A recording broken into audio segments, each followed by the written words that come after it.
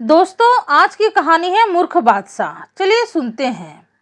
किसी समय की बात है, एक नगर में एक मूर्ख बादशाह का शासन था। उसकी मूर्खता से उसके दरबारी, राज्य के कर्मचारी और नगर की जनता बड़ी परेशान रहती, लेकिन कोई कुछ कर नहीं पाता, क्योंकि मूर्ख बादशाह छोटी छोटी बात पर ही लोगों को फांसी पर चढ़ाने का हुक्म दे देता।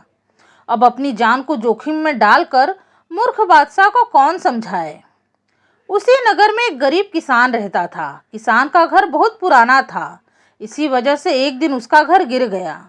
तो किसान ने दूसरा घर बनाने का निश्चय किया। उसने मिस्त्री और कारीगरों को बुलवाया और अपना नया घर बनाने का जिम्मा उन्हें दे दिया। धीरे धीरे घर बनकर तैयार होने लगा। कुछ ही दिनों में घर लगभग बनकर तैयार हो गया। केवल घर की छत डालनी बाकी रह गई। लेकिन अब उस गरीब किसान के सारे पैसे भी खत्म हो गए थे। पैसों की कमी के कारण उसने मिस्त्री से कहा कि छत पर सरकंडों की छाजन बिछाकर उस पर मिट्टी डाल दो।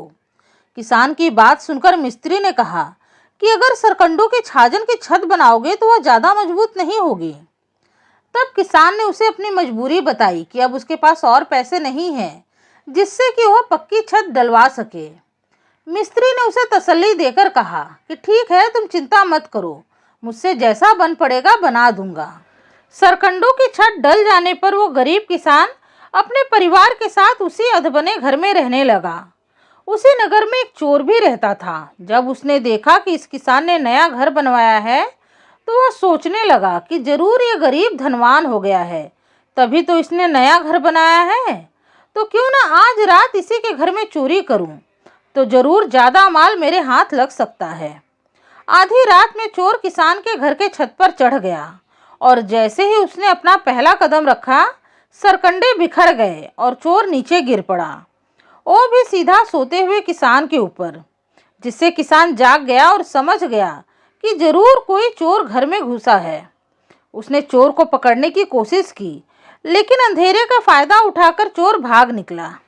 चोर किसी तरह किसान के घर से तो बच के निकल आया, लेकिन उसे किसान के ऊपर बहुत गुस्सा आ रहा था। एक तो कुछ हाथ नहीं लगा और गिरने के कारण चोट ऊपर से लग गई।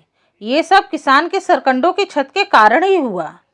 दूसरे दिन वो चोर किसान की शिकायत करने बादशाह के दरबार में पहुंच गया। चोर को देखकर बादशाह ने पूछा, तुम कौन हो? चोर ने कहा, हमारे दयालु बादशाह, मैं एक फरियादी हूँ जो अपनी फरियाद लेकर आया हूँ। दरअसल मैं एक चोर हूँ। कल रात एक घर में चोरी करने गया, लेकिन जैसे ही मैं घर की छत पर चढ़ा मैं नीचे गिर पड़ा, क्योंकि घर पर छत की जगह सरकंडे बिछाए हुए थे। बादशाह सलामत मेरे पैर की हड्डी टूटते टूटते बची, इसलिए मेरी आपसे गुजारिश है कि आप उस घर के मालिक को सजा दें।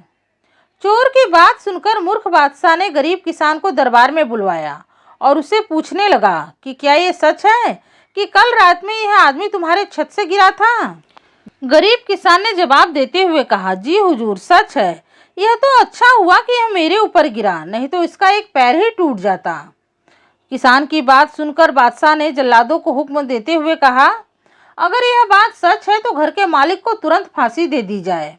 बादशाह का फरमान सुनकर गरीब किसान गिड़गिड़ाने लगा, अरे हुजूर, मुझे क्यों फांसी दी जा रही है? सजा तो इस चोर को मिलनी चाहिए। किसान की बात पर बादशाह ने उसे डपटते हुए कहा, चुप रह नामुराद, तेरी हिम्मत कैसी हुई मुझे सीख देने की? किसान ने देखा कि मामला बिगड़ रहा है और बादशाह से न्याय की उम्मीद करना बेकार है। कुछ सोचकर किसान बोला, हुजूर, अब इसमें मेरा क्या दोष है? कसूर तो उस मिस्त्री का है जिसने छत बनाई। उसी ने काम खराब किया है। उसने कमजोर सरकंडे बिछा दिए, इसीलिए ये चोर गिरा। किसान की बात सुनकर मूर्ख बादशाह ने अपने जल्लादों को हुक्म दिया। बोला, अच्छा तो ठीक है, इसे छोड़ दो और घर की छत बनाने वाले मिस्त्री को फांसी दे दो। जल्लाद घर बनाने वाले मिस्त्री को पकड़कर फांसी घर में ले आए। तो मिस्त्री ने गिड़गिड़ाते हुए बादशाह से कहा, हुजूर, मेरी आपसे एक इल्तिजा है। बादशाह ने कहा, बोलो, क्या कहना चाहते हो? कारीगर बोला, हुजूर, मैं तो बिल्कुल बेकसूर हूँ। कसूर तो उस छाजन बनाने वाले कारीगर का है जिसने इस छत की छाजन बनाई थी। उसी ने छाजन में पतले और कम सरकंडे लगाए। अगर उसने अच्छे और मजबूत सरकंडे लगाए होते तो छत एक आदमी के चलने से कभी न गिरती। मिस्त्री की बात सुनकर बादशाह ने मिस्त्री को छोड़ दिया और छाजन बनाने वाले कारीगर को पकड़कर लाने का हुक्म दिया। कारीगर के आते ही बादशाह ने कड़क कर पूछा, क्या किसान के छत की छाजन तुमने ही बनाई थी? कारीगर ने जवाब दिया, जी हुजूर, मैंने ही बनाई थी। तब बादशाह ने चिल्लाते हुए कहा, इसे तुरंत फांसी दे दो, सारा कसूर इसी के सरकंडे का है। बादशाह का हुक्म सुनकर बेचारा कारीगर कांपने लगा। बादशाह की मूर्खता के बारे में उसने भी काफी सुन रखा था। उसने हाथ जोड़कर गिड़गिड़ाकर कहा, हुजूर, अगर इजाजत दे तो एक बात कहना चाहता हूँ। बात यह है हुजूर कि मैं तो हमेशा मजबूत सरकंडों से ही छाजन बनाता हूँ, पर कुछ दिनों से मेरे पड़ोसी को कबूतर पालने का शौक लग गया है। जब मैं छाजन बना रहा था तभी उसने अपने कबूतरों को उड़ाया और वो आसमान में मंडराने लगे। मैं उन्हें देखने लगा, इसी वजह से मुझे ध्यान नहीं रहा और मैंने छाजन में कम और कमजोर सरकंडे लगा दिए। इसीलिए हुजूर, असली कसूरवार तो वो कबूतरबाज है, मैं नहीं। बादशाह ने कारीगर को छोड़ दिया और उस कबूतरबाज को बुलाकर उसे फांसी देने का हुक्म दे दिया। बादशाह का ऐसा हुक्म सुनकर कबूतरबाज बोला, हुजूर, मुझे कबूतर उड़ाने और उनकी उड़ान देखने का शौक है। यह तो कोई बड़ा गुनाह नहीं है और आप मुझे फांसी देंगे तो क्या इससे किसी को कुछ फायदा होगा? मेरे जैसे गरीब आदमी को मारने से अच्छा तो उस चोर को सजा देना है। कम से कम लोग चैन से तो जिएंगे। कबूतरबाज की ये बात बादशाह को सही लगी। उसने कबूतरबाज की बात मान ली और बोला, ठीक है, सारा कसूर उस चोर का है, उसे पकड़कर फांसी दे दी जाए। बादशाह के हुक्म पर जल्लाद चोर को पकड़कर फांसी देने के लिए ले आए, लेकिन फांसी का तख्ता नीचे था और चोर काफी लंबा था।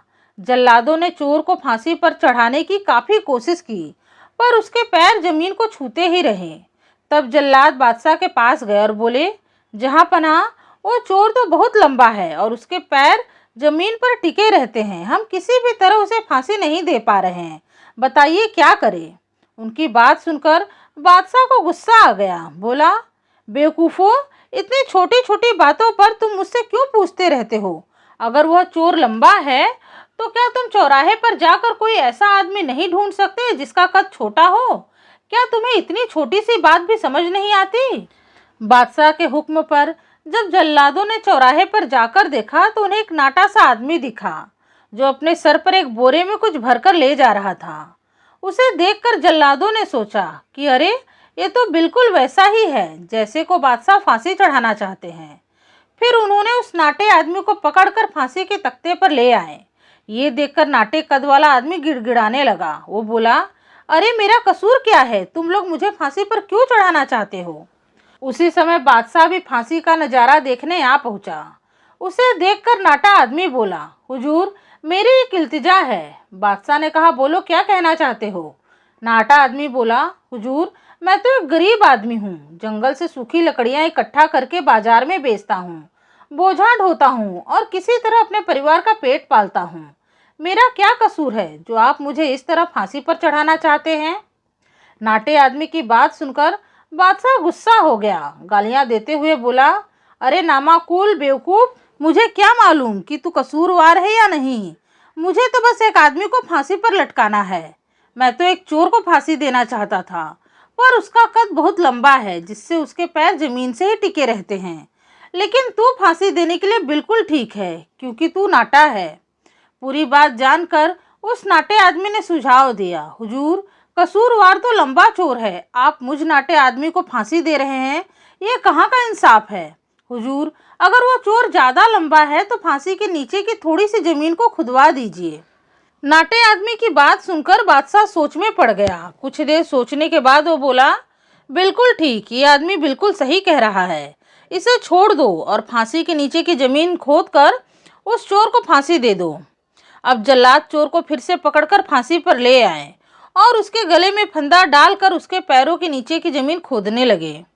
उन्हें ज़मीन खोदते देखकर चोर अचानक से बोला, अरे, तुम लोग जल्दी जल्दी हाथ चलाओ और मुझे जल्दी से फांसी दे दो, नहीं तो बहुत देर हो जाएगी। चोर को इतनी जल्दी मचाते देखकर बादशाह ने हैरानी से पूछा, अरे, तुम्हें मरने की इतनी जल्दी क्यों हो रही है? चोर बोला, अब क्या बताऊं हुजूर, मेरे पास एक अनोखी शक्ति है। उसी शक्ति से मुझे पता चला है कि स्वर्ग के बादशाह की अभी भी मौत हो गई है और स्वर्ग के बादशाह ने मरने से पहले कहा था कि जो भी मरकर सबसे पहले स्वर्ग पहुँचे उसे ही स्वर्ग का बादशाह बना दिया जाए। बस इसीलिए मैं इतनी जल्दी में हूँ। हुजूर, अगर मुझे जल्दी से फांसी दे दी जाए तो मैं वहाँ पहुँचकर स्वर्ग का बादशाह बन जाऊँगा, क्योंकि अभी तक स्वर्ग के सिंहासन पर कोई नहीं बैठा है। फिर चोर ने जल्लादों को चिल्लाते हुए कहा, तुम लोग क्या कर रहे हो? मुझे जल्दी से फांसी पर लटकाओ। चोर की बातें सुनकर अब मूर्ख बादशाह को उससे ईर्ष्या होने लगी। उसने अपने मन में सोचा कि स्वर्ग का बादशाह बनना क्या कोई छोटी बात है? अब एक चोर स्वर्ग का बादशाह बने, इससे अच्छा तो मैं बन जाऊं। फिर उसने जल्लादों को कड़क आवाज में हुक्म देते हुए कहा, इस चोर को छोड़ दो और मुझे जल्दी से फांसी पर लटका दो। ये सुनकर जल्लादों ने कहा, बादशाह का हुक्म सराखों पर। फिर उन्होंने चोर को छोड़कर उसकी जगह अपने मूर्ख बादशाह को फांसी पर लटका दिया और बादशाह के प्राण निकल गए। इस प्रकार उस राज्य की प्रजा को एक मूर्ख बादशाह से मुक्ति मिल गई। दोस्तों, अगर कहानी पसंद आई है तो प्लीज़ वीडियो को लाइक करें, चैनल को सब्सक्राइब करें और कमेंट करके बताएं। आपसे मिलूंगी अपने अगले वीडियो में एक नई कथा कहानी के साथ। तब तक के लिए राधे राधे, धन्यवाद।